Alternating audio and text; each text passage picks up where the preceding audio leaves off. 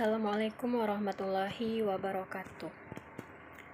Kembali lagi bersama saya Ayunda Nurrohma. Nah, di video kali ini kita akan membahas ilmu bantu geografi dan perannya. Nah, sebelum saya membahas perannya, kita harus mengetahui dulu apa sih itu ilmu bantu geografi.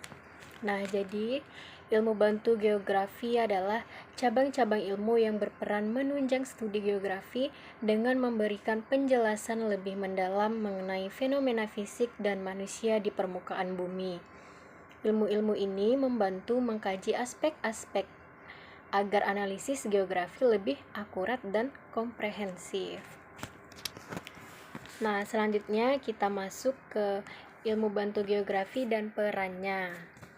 Yang pertama itu ada geologi. Geologi itu adalah ilmu tentang bumi yang mengkaji bantuan bentuk atau struktur dan hubungan antar batuan serta proses terjadinya. Yang kedua ada geomorfologi. Geomorfologi adalah ilmu yang mempelajari tentang bentuk-bentuk muka bumi, terutama mengenai proses genesis, litologi, atau karakteristik fisik dari batuan.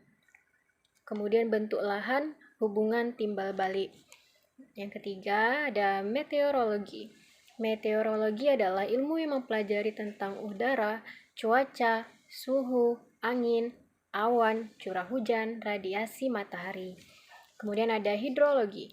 Hidrologi adalah ilmu yang mempelajari tentang distribusi dan pergerakan air di muka bumi, baik di atas maupun di bawah permukaan bumi. Kemudian ada klimatologi. Klimatologi, ilmu yang mempelajari tentang iklim dan kondisi rata-rata cuaca. Kemudian ada antropologi. Ilmu yang mempelajari tentang manusia dan keanekaragaman fisik serta kebudayaan. Selanjutnya ada ekonomi. Ekonomi ini adalah bagaimana masyarakat mengalokasikan berbagai sumber daya yang jumlahnya terbatas. Selanjutnya ada demografi. Demografi adalah ilmu yang mempelajari tentang dinamika kependudukan manusia. Selanjutnya ada pedologi.